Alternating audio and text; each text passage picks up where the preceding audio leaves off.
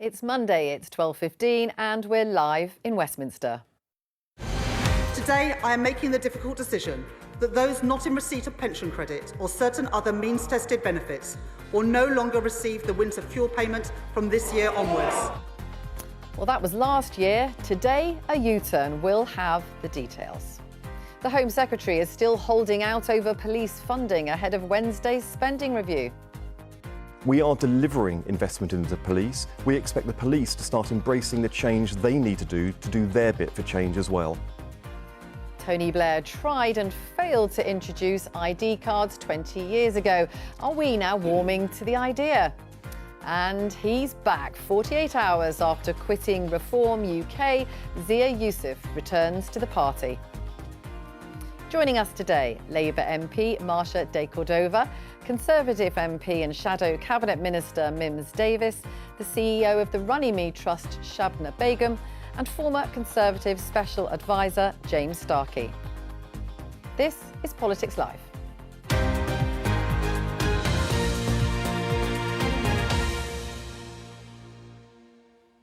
And we start today with that breaking news that the Chancellor is going to be giving details of exactly how that U-turn on winter fuel allowance is going to work. We weren't expecting it to the autumn, but they've decided to announce it today. This is the BBC headline saying that more than 75% of pensioners to get the winter fuel payment as Reeves confirms major U-turn, and we hope to hear from her shortly. The Treasury has given some of the all-important details, saying that everyone over the state pension age in England and Wales with an income of or below £35,000 a year will benefit from a winter fuel payment.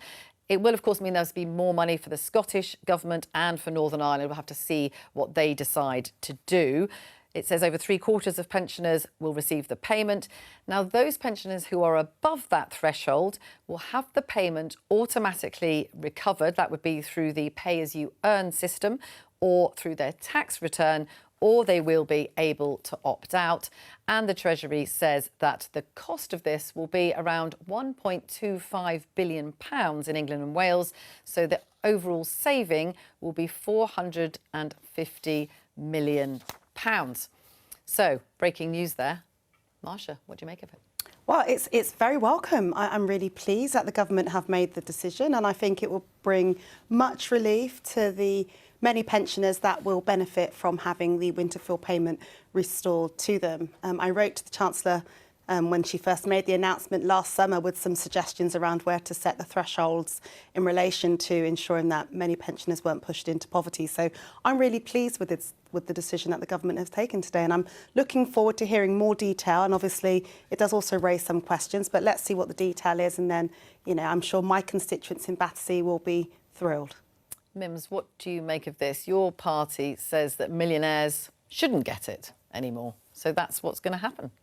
So I think this is a welcome U-turn from the government. I think the fact that pensioners in the previous winter had no time to plan. This was ripped away from them. Many people in November often ordered a tank of oil if they were off-grid. They were budgeting for this and they didn't have any plan for it. And I think, frankly, the Prime Minister should come out, as well as Rachel Reeves, and say sorry for that.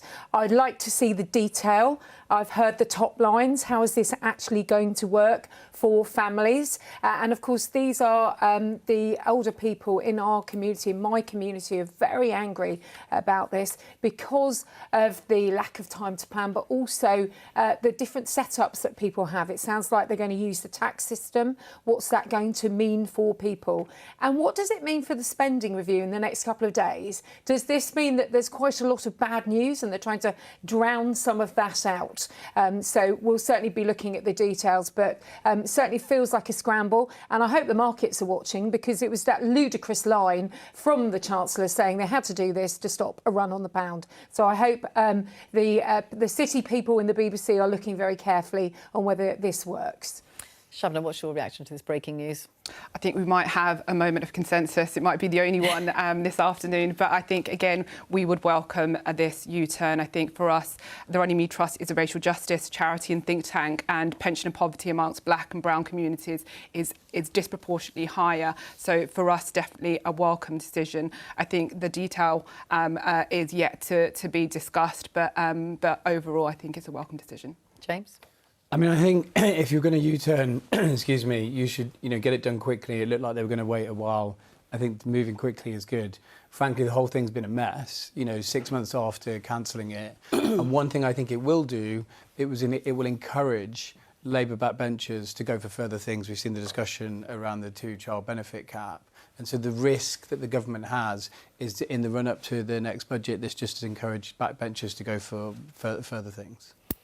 We're joined now by our chief political correspondent, Henry Zeffman. Now, Henry, we were told really quite recently that these details were not going to be revealed until the autumn, but that's all changed. Why? Yeah, it's been a real slow-motion U-turn, hasn't it, Vicky? Because we had Keir Starmer stand up at Prime Minister's Questions a few weeks ago and say that at a future winter, some more pensioners would receive the winter fuel allowance. Then last week he said that would be this winter, and now today we have Rachel Reeves specifying which pensioners. Why now? I think because it became clear to the government that that timetable, I think the initial timetable was not to tell us any more details until the autumn budget. I think politically that became unsustainable because actually this is obviously, as your panel were just describing, a very live political debate in Westminster and within the Labour Party and between political parties, but it also affects millions of pensioners who just wanted to know whether they were going to get the winter fuel allowance this winter or not. And Henry, I think we have just now heard from the Chancellor, Rachel Reeves, so let's listen to what she had to say. From this winter, 9 million pensioners will now receive winter fuel payments. It will be still means tested, but at a higher level. We've listened to people's concerns around the level of the mean test, and because of changes we've made and the stability we've brought back to the economy, we are able to increase that amount. And we will set out in the normal way in the budget how everything is funded. But no one should be in any doubt about my commitment to the fiscal rules to ensure that the sums always add up. And Henry, do you think this is going to reverse any of the political damage that has been caused? Because we know, don't we, from the local elections, all those who were out on the doorsteps said this was an issue that just kept coming up time and time again. And a lot of Labour MPs think this led to Reform UK's success during those elections. Yeah, that's why the policy changed. In private, no one in government makes any bones about that. That's why the policy changed, because they did so badly at the local elections, which were, remember, just 10 months after, or 9 months, in fact, after this government was swept to office in a landslide. Do I think there will be further changes to other policies? That's kind of the live question now, as James was saying on your panel. The strategic dilemma, I think, in government here was whether it showed weakness to U-turn so quickly on this policy. Remember, one of the first policies they announced after they got into government, or whether it showed strength, whether this is the government saying to those millions of pensioners who didn't receive the winter fuel allowance and were so annoyed about it in the winter just gone, well, look, we've listened. And I think it is worth stressing, by the way, just quickly, as you heard from Rachel Reeves in that clip there, 9 million pensioners will receive the winter fuel allowance this winter in England and Wales. That is such a massive change from last winter when it fell to just 1.5 million pensioners. So we were waiting to see the full scope of this U-turn. It really is a massive U-turn.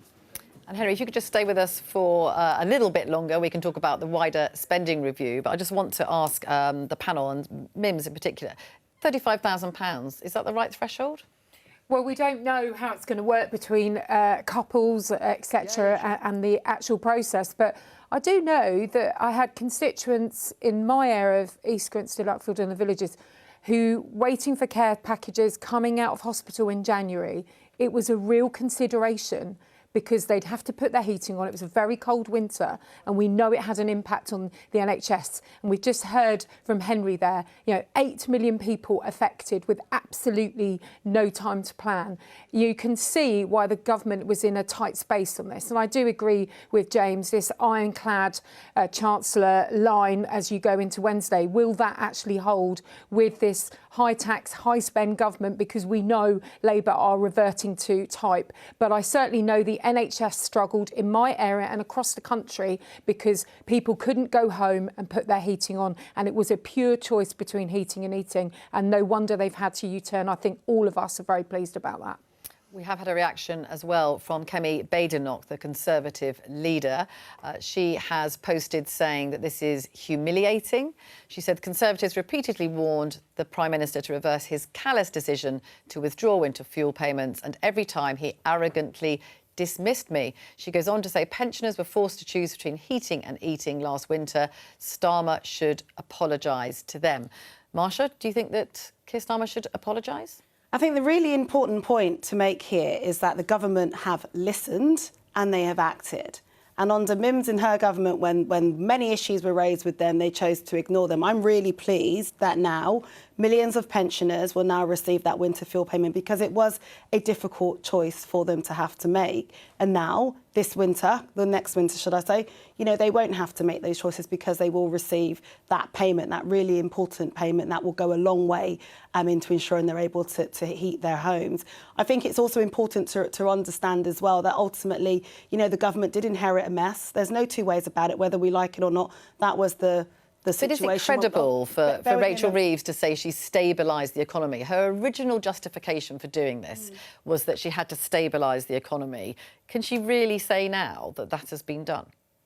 Well, that's what she said. We've sat here and that's what we've heard her say today. I think it was pressure from people like you, wasn't it? Well, and absolutely. And I'm going to continue to apply pressure on my government when it comes to other forms of social security support as well, because I think it's important that this government makes the right choices when it comes to the areas that it wants to be responsible for in terms of the finances. So, I welcome the winter fuel U-turn. It's the right thing to do, and I hope to see them continue to ensure that other people are supported in this week's spending review, which I know we're going to come on to shortly. And do you think it'll mean... is this a sign of weakness or strength? Does it mean that you think, they're going to backtrack we on can't other say things? It's a sign of weakness, no. To be a good government is to listen, and when you listen and you respond and you act in the right way, that is a sign of strength. And, that is what the Chancellor has done, obviously alongside the Prime Minister. But to claim that it's a sign of weakness, I think, is wrong. And also to be calling for people to apologise. I'd like, Mims and her government to apologise for the last 14 years of hostility that they put on so many of my constituents and people across this country. James, how have they handled this? And do you think that the damage has been done? Or will this mean that actually this whole issue has been dealt with? I don't know. I don't think it's been dealt with. I mean, I think they've, there's a point about, making U-turns. I think it does damage the Chancellor's credibility. You come in, you say, I've got to make all these tough choices. 6 months later, you try and claim that you've righted the economy and you've now, that's afforded it. As Henry said, that's not true and we know it. They panicked after poor results at the local elections. I think in the longer term, it is going to encourage people like Marsha to push on other areas that they want to see money from the government around social security to child benefit. So I think they're kind of making a rod for their own back. They can sell it in any way they want, but it's quite obvious this is a reaction to the recent elections. Do you think they've made a rod for their own back? No, I don't think so. I think that's how politics works, right? That we have kind of pressure exerted, whether it's by constituents, whether it's by the wider public. That's how politics works, is that you have different voices that exert pressure. And I think that even this discussion and how we're having it treats this like a playground issue that demands for apologies. Is this a U-turn? We're talking about millions of pensioners being lifted out of fuel poverty. And that's a serious issue. So where we kind of descend into these arguments about apologies and who did what and the heroes and villains, we're missing the broader point, I think, that actually this brings welcome relief and governments should be able to change their minds. And that pressure exerted, whether it's by the opposition or by internal opposition, is very legitimate. You don't think the Treasury could understand the Treasuries for everything they do when they do the spending review, the budget, they'll produce an economic impact report. They might release it, they might not.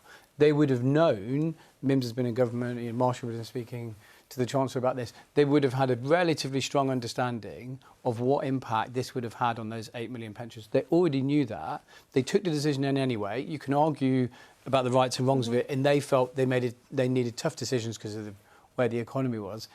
That hasn't changed. They would have known the impact before and after. And I'm definitely not defending that. But what I am saying is that governments need to be able to change their minds and respond to a situation. And if we are going to fix governments to bad decisions and insist they stick to those bad decisions just because they've made them, then that actually we're all out of pocket, and it's our pensioners who are living in poverty as a result of that kind of insistence. Henry, let's just return to you, because as we were just saying there and touching upon the spending review, which is coming on Wednesday, where have we got to with that? Because I think the latest news was that Yvette Cooper, the Home Secretary, was still holding out and not agreeing the spending plans that the Treasury want her to go along with. Yeah, as far as I'm aware, Vicky, that's still the case. Certainly was the case just a few hours ago.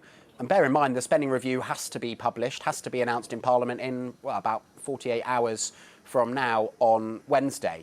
The hold-up, my understanding, is about funding specifically for the police.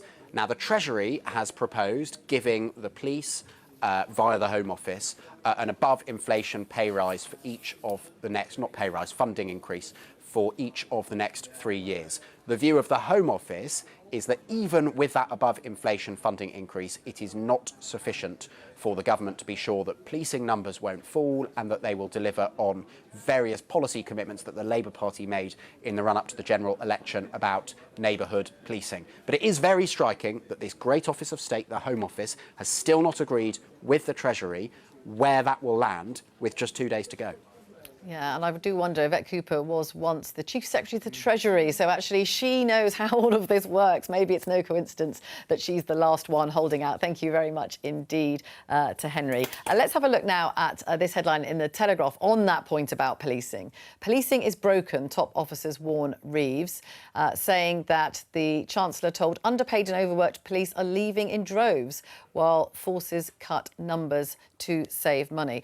Marsha, are you concerned that the police are saying they might have to decide which crimes they investigate and which that they ignore?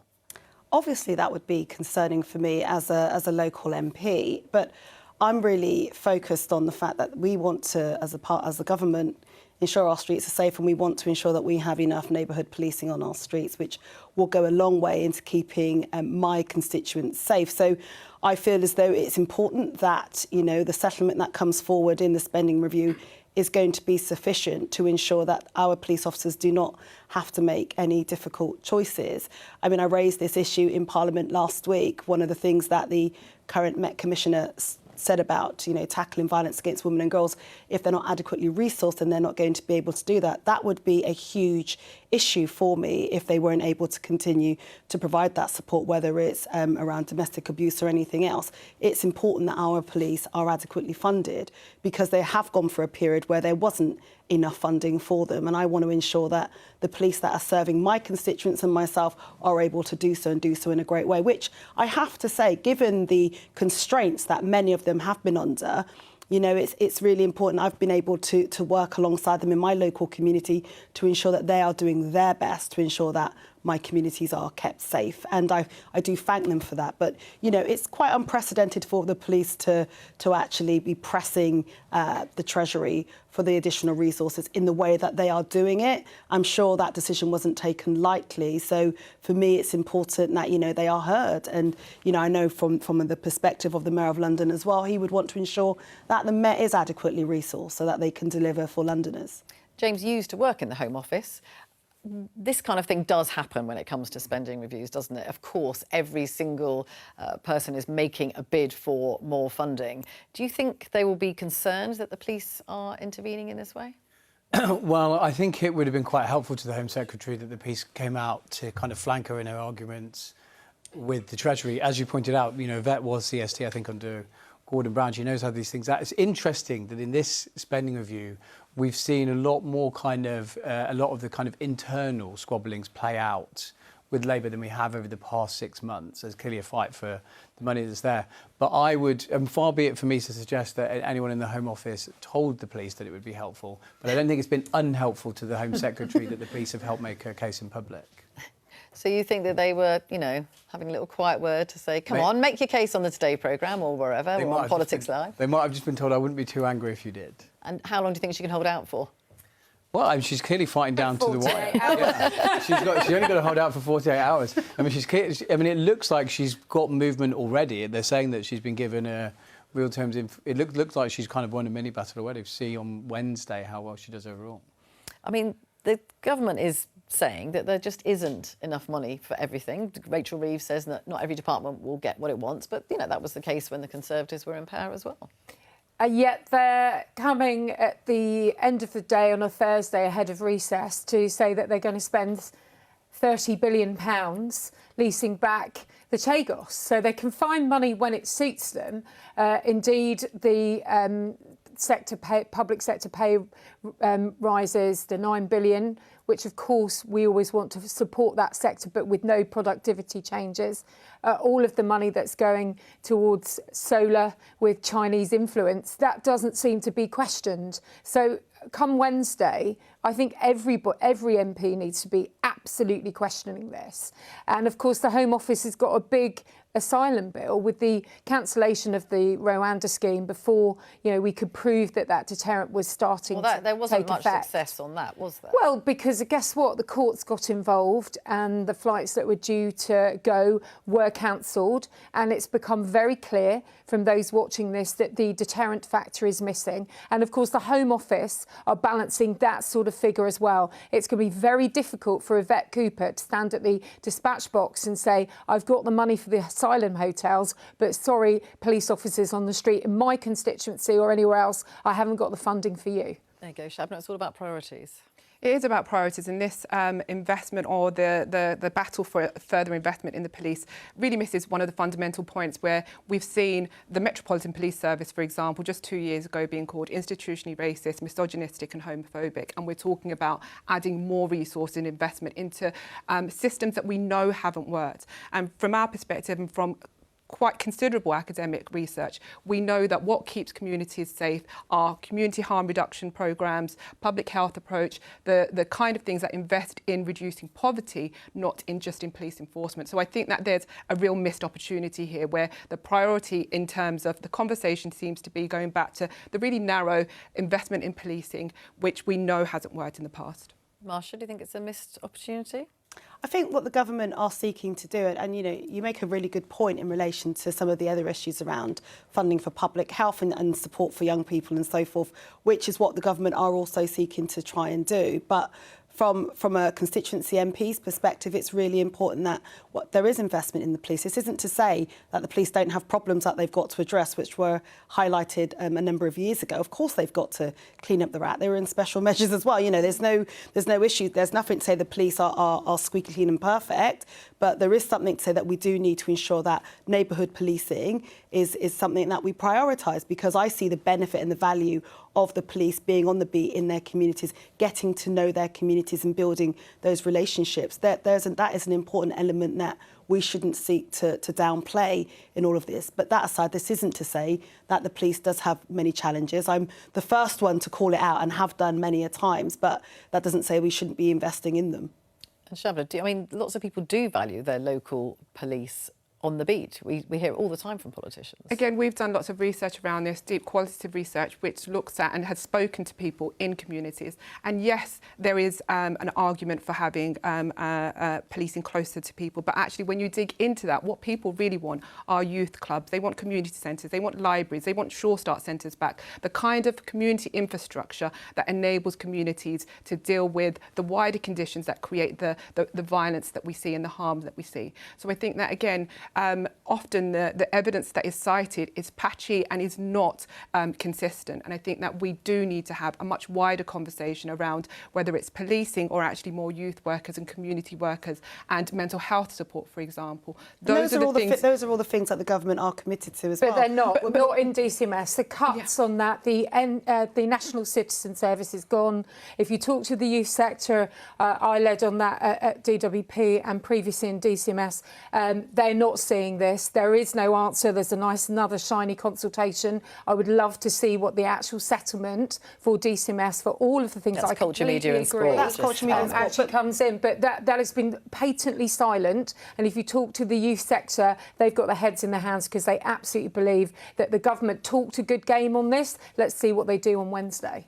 Let's not forget the billions that were taken out of youth services under your previous government. So we are now picking up those pieces So in where's terms of the NCS money? in That's terms of millions of wanting pounds. to deliver and develop youth hubs for all of our communities, because that is where the change will come about. And having mental health support in our schools is another area that Labour are now taking initiative and set up leadership 140 on, because that youth will hubs make a at DWP. difference. That's action. That will actually make a difference to those young people that have access to the vital mental health support that they need in their schools and youth services. In my own constituency, I do have a good community infrastructure where we have youth provision for our young people, we have support for them in our schools and so forth. But there could always be more to be done in that area. And it wasn't done on DI. I appreciate what you've just said, Mims, but you have to admit youth services did suffer under many iterations of the Conservatives in power. That's just a fact. So the NCS was there. There is a gap in explain to people provision what in the that is. National Citizen Service. I don't know where that money has gone. Maybe the BBC want to look into that. As I say, there's a There were plenty of consultation. cuts under the last Conservative government. Yes, but I'm saying there are areas where we put in support. I directly, along with DWP, working with local mayorities and local authorities, helped set up around 140 youth hubs to help young people with mental health and wellbeing, to get them their first bit of support if maybe they were care leavers or indeed they needed to get onto the employment ladder. What's happened to them? It wasn't all cut. There was some great work. The Kickstart scheme, 163,000 young people got into work because of that. Look at the evaluation. Many people moved totally out of benefits as a result of that. Well, we will be there was discussing. nothing is a really easy hit. And sometimes we just actually have to remind, particularly if you've been a minister for a long time, you actually did do something. We will be discussing all of this in great detail with our special programme on Wednesday covering that spending review. Let's move on and have a look at this headline from The Times saying Number 10 examines plan for digital ID cards to cut illegal migration. Now, this stems from a proposal from Labour Together. That's a think tank which is supportive of Keir Starmer's leadership. The proposal is for a so-called Brit card, which would be a mandatory ID card, and it could be downloaded onto a smartphone. James, is this an idea? I mean, it's an idea that's been knocking around for a very long time. Tony Blair was in favour of ID cards. It never happened. Do you think that this is a good idea? I do think it's a good idea. I think you can sell this in a number of ways. I think on the legal migration front, it's always been the case. People have argued about various policies. It's always been the case that you're going to need a range of policies to deal with that. It's not just one thing that's going to deal with it. And I think bringing in digital IDs would help. It wouldn't solve it, but it would help. But I think there's a wider point, which is governments around the world need to digitise. If you look at Tony Blair himself, when he makes the argument about this now, this is about modernising government. We are moving into, many of us post-COVID, I do myself might have the NHS app, which is actually relatively easy to use. And then, you listen to Peter Carl, but also under the Conservatives, there's a kind of broad consensus that government needs to digitise its services, and this is going to be a part of that. I think it's one of those things that is probably going to happen at some point, and so you may as well just get on and do it. Shabna, just get on and do it? No, I think that in terms of this so-called problem of illegal immigration and treating that with ID cards, I think there's no credible evidence to suggest, A, that illegal migration is a huge problem and that digital ID cards universally applied. Well, I think the argument is that you wouldn't be able to work here without it. And lots of those migrants do talk about the reason they don't stay in countries like France is because they can't work there without it. But should we just go back a few years to the Windrush scandal and the requirement for documents to access housing, to access healthcare, the scandal of people who are entitled to live and work in this country being deported, being denied vital healthcare access, losing their jobs because of this requirement of documentation. Windrush was a scandal. I absolutely agree with you. And I was at the and Home it was Office. part of this hostile environment policy, right? This idea that we are going to create all of these infrastructures and also deputise people, whether it's your doctor, your local GP can I or just your say, teacher. why did Windrush happen? Because there was a lot of paper records that were destroyed. And so actually ensuring that people have clear records and digitising government is the kind of thing that can help avoid those problems. But I think that you're also missing the point that there is a whole piece around digital exclusion, right, which is class-based and racialised again, who again is going to have less access to digitisation and the documents required to subscribe to this and to then be able to function through the processes that are going to be imposed as a result of this. So I think that this idea that it's kind of this panacea to A, a problem that doesn't exist, and B, that it's not going to create huge problems, particularly for working class and racialised communities, is a nonsense. And I think that it's, the lessons from Windrush are that actually not only was it people who were entitled to live and be in this country, but it spills over, it has this massive spillover effect. So you develop a surveillance culture where you, everyone is encouraged to survey people's documents, and who is going to be come under James, what do you suspicion is gonna say be people about of colour. that it creates a surveillance culture? I don't agree, and I think Windrush is an example. I think one of the way those records were kept is antiquated, and I spent time in a hospital recently, and you see how many paper records are there. For me, the argument for this is government needs to digitise. It's better for individuals. It's easier to access things. The whole point of on a digital ID, it would be very speedy to demonstrate that you're able to get things. You're absolutely right that digital exclusion is a huge issue, and something government needs to be looking at and it's something that it's something that is an issue. I don't think that's a reason not to do it. I think that's a reason to ensure we tackle digital exclusion rather than not do something that can help people. Can I say one other thing, James? So you're very comfortable with it because you are, I think, a white middle-class man who has experienced the state and government in a way that's comfortable and has always given you access and privilege in this society. If you are not of that class and background, then actually you don't experience the state in the same way. And so therefore you don't treat these initiatives which require you to show up with documents in a way that you experience them. They are experienced as surveillance, as hostile and intrusive. I mean, look, you're right. People's experience shape these things, but I do undoubtedly think that there are ways to tackle that. I mean, I've done things on digital exclusion. I think it does avoid things like Windrush. Honestly, Marsha, what do you say to that? Well, personally, I'm not in favour of these digital ID cards for many of the reasons that have already been highlighted. But let's just take a pragmatic approach at all of this. Who's going to design, deliver and implement any of this? The governments of all colours, by the way, does not have a great track record of delivering good IT systems. And so, I would approach this with a lot of caution. I think we could be focusing on other areas for investment, whether that is through, growth in our economy or tackling some of the challenges around the cost of living. I'm not sure seeking to introduce these digital ID cards to tackle migration is the way forward at all. The thing is, though, that a lot is already asked of people. So if you're an employer or a landlord, Precisely. you have to do the checks. Yeah. So how do you do that? Well, a landlord or an employer is able to verify whether it's somebody who wants to rent from them or somebody who is applying for a job. Those checks and balances are already in place for them to do that. But a lot of them say it's a very difficult thing to do. And also, it is open to forgery if it's a paper document, and a digital card wouldn't be. Potentially.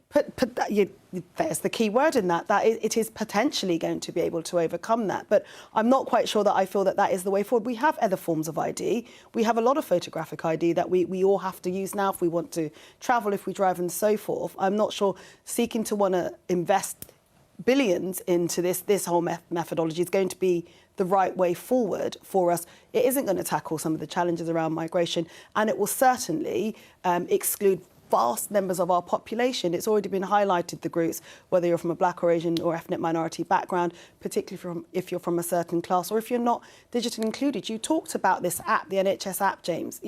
Ultimately, all these forms of app technology are not fully accessible and inclusive for disabled people. Until we can overcome some of those challenges, then we should not be seeking to want to introduce new versions of apps, etc. There are reasons to improve it. But get it right first, James. I mean, this is the problem of all of this. If you don't get these things right at the start of a process, right, you can't just keep adding things onto them or adding digital ID and so forth. You've got to get inclusive and access technology right to start with before you want to begin to bring in forms of ID, because you're only going to exclude large parts of society by doing it. Mims, what do you feel on this? What a mess. You've got Labour who are instinctively don't want people giving ID at the polling stations, yet, of course, most people to pick up their parcels will need to provide ID. So this is a mess, and the left does get itself tied in knots over this. I do agree with Marsha about being inclusive. In order to claim benefits, you've got to take in your documentation and go to DWP as a result. There's a route way round this. When I was in the department, we worked on tariffs to support with digital exclusion. And then just this morning, you've got Wes Streeting saying most of the appointments are going to be through the NHS app. We're going to get rid of the cost of paperwork that can get lost in the way that James has described, and we've got to do things better. And to get discounts on services online, we're forever giving our data and our details to people who we know don't always keep them safe, and people's belief and trust in the systems has changed. So I think it's something that people have felt very strongly about previously, but if is it about taxpayers getting value for money and people who actually deserve and have rights to what they need, and many people will be missing out because they don't have appropriate ID and get overlooked in the way that's been described. I don't think this. So you would be in favour of it? I think for us, lots of your colleagues wouldn't. Look, and that's historically. I think people have moved on this for various reasons we've discussed around the table to make sure that either data is looked after, nobody is overlooked, that digital exclusion is tackled, that it doesn't continue to be two-tier. And I wholeheartedly agree with Marsha that it needs to be in a way that people can engage properly with government and are not overlooked because of the cost of or lack of social tariffs. So there's a lot in this. Do the Conservatives have a policy? Do you know what Kemi Badenoch thinks about it? Have you I don't know it? currently what the Labour policy is, and as you've mentioned, Tony Blair and various different think tanks. So as far as I know, there isn't formalised anything there. But I think you would have heard from me and from others that as the world has moved on, as James has said, the way that it looks like some of the winter fuel allowance changes might be through a digital tax system. How long can people hold back on that? And I still don't think it makes sense with the left, particular Labour Party, being against ID for voting, because again, that seems to cover a multitude of issues. So I think we all. Do you think it would help with illegal immigration? I think it would. I think there is benefit in this, but I don't understand how government can say we really want people to go on the digital sides when it comes to their health services, but they're not prepared to look at it when it comes to landlords or other and also, proof of ID. Sorry, on the illegal migration point, one of the issues you're trying to tackle there is modern day slavery. Yes. So people that don't have documents are at more risk of being exploited Shabnam, do you want to in poor come back working on that? practices. Again, I think that we're kind of manufacturing a solution to a problem that isn't at the scale that's been described, and trying to treat it with this massive application of a digital ID card system, which again has so many flaws and so many problems attached to it. So I think that we often kind of get into the forensic details without actually looking at the bigger picture. Does it become inevitable because, as you said, there will be a generation who have been brought up on carrying digital ID and similar things? It's a different with age, the Online potentially. Safety Act coming in July. Again, all of that online proof will be needed. And from the soundings from government, they're going to go even further post-July. So is it just inevitable? Yeah, I don't know that it's inevitable, but I do know that we need to make sure that we put in all the appropriate safeguards to any new system that's going to have such universal application. And Marsha, And it has to be inclusive for everybody as well. I mean, that's the point, isn't it? That's a discussion that I think might continue, and it will be interesting You're not wrong. I want to know what the Conservative Party policy is on that. It sounds very interesting. Let's move on now to another party, to Reform UK.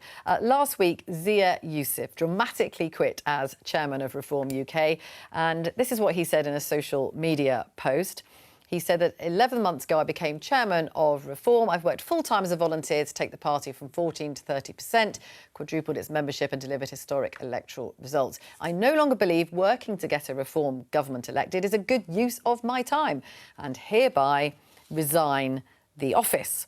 Now, that followed a row about a question which we covered here on the programme last week from the party's newest MP, Sarah Pochin. She asked Keir Starmer at Prime Minister's Questions whether he would consider banning the burqa. And Zia Youssef called that a dumb question because it wasn't party policy. And then this happened. 48 hours later, I'm returning to Reform UK after quitting, and Zia Youssef saying that his decision was a mistake and that it was the result of exhaustion because he'd been working so hard. And then at the weekend, in an interview with The Telegraph, the Conservative Party leader Kemi Badenoch decided to join the debate. And here you can see she talks about letting bosses ban burqas in the workplace, and that then has become a discussion. Mims, do you think that it should be banning face coverings? Well, if you listen to what Kemi said, she was responding to a question and she was very rounded in her response. I mean, the Reform chairman is a bit like sort of Bobby Ewing in the shower, isn't it? All of a sudden, gone. Well, that's and then he's from back. Dallas, for those who don't know. Yeah, sorry, I've shown my age. Very I think the 1980s, possibly. Look, we've lost a few chairmen along the way, but I think turning back up within 48 hours is quite new. Look, I found that a very odd question. I think Kemi's point that she made over the weekend, and Marsha and I do some work on this about, and you mentioned earlier, about engaging with people, being able to be seen and being able to be heard and being inclusive, and whether it's face coverings during COVID or other times, about how people are included and how people are assimilated, and above all, how people are heard. So I think that's what Kemi was responding to. And I think she also went on to say, you know, if you had this type of ban, and we've discussed it on the panel today, you know, we want the police catching criminals and doing the work that we need in our communities, not policing what people are wearing. We want people Marsha, to do you agree with that? confidently wear, particularly women, what they believe in. I think nobody should be telling any person, whether a man or woman, what they should and shouldn't be wearing. I think the question, I can't even believe we're still talking about it. It was last week at Prime Minister's Questions. It is an utter distraction from a party that I believe is in utter chaos. You know, people can come as they are. Mims and our constituency MPs had a coffee drop-in at the weekend. There were no dress restrictions. You can come as you are, anytime, whatever you want to wear something, but you can come and you can come in, and that's what people do. I mean, I'm there to serve people, and I just think some of this conversation is such a distraction. Frankly, you know, people care about some of the proper issues that are affecting them, whether that's the economy, cost of living, housing, public services. That's what we should be focusing our attention on. So is that the strategy? Create a big, you know, hubbub. Chaos, you know, I'm not sure why we're listening, to be fair. But I think it's not just a distraction, right? It's actually really dangerous because There we is that, know yeah. what happens when politicians and the media create a circus around these issues. We know that when Boris Johnson made that comment about Muslim women being bank robbers and looking like letterboxes, there was a 375% increase in hate crimes against Muslims in the week that followed. So this is not just distraction. This is really dangerous politics. It's about where we have a situation where it's perfectly normalised to be able to talk about Islamophobic tropes around Muslim women in Parliament and in these programmes in a way that really kind of underestimates the real fear and hostility that it creates towards Muslim women in their everyday lives. Basically, Kemi Badenoch shouldn't be discussing this. Well, I think she answered a question, and if you listen to her full comments, she was very much saying that wear what you want as long as it's your choice. And she was also saying, you know, she wasn't a believer in any kind of face coverings, whether you were coming in a balaclava or any other, and making sure that if people are wearing those clothes, it's because it's their free choice and it's because they are devout and that's how they feel. And I think that was the point she was making. Look, she's the leader of the opposition. If she's asked about something that comes up in PMQs, she's going to have to give a view. James, and just it's very a much briefly, more rounded view than that headline would say. Is this dangerous politics? It is for them politically. I think this is the kind of thing that puts people off reform, like obsession with these issues. Zia, in his original tweet, before he kind of U-turned, was right. It's not the central problem for the country. I think they want to broaden their support out above the kind of traditional UKIP Brexit party. This is absolutely not the way to do it. I look at this and think, why are you getting involved in this? This is not the central issue the country faces, and it does have a stink to it. Well, we will be talking a little bit more about this tomorrow because Reform's newest MP, Sarah Pochin, will be joining us on the panel here on BBC Two at 12:15. Do join me then.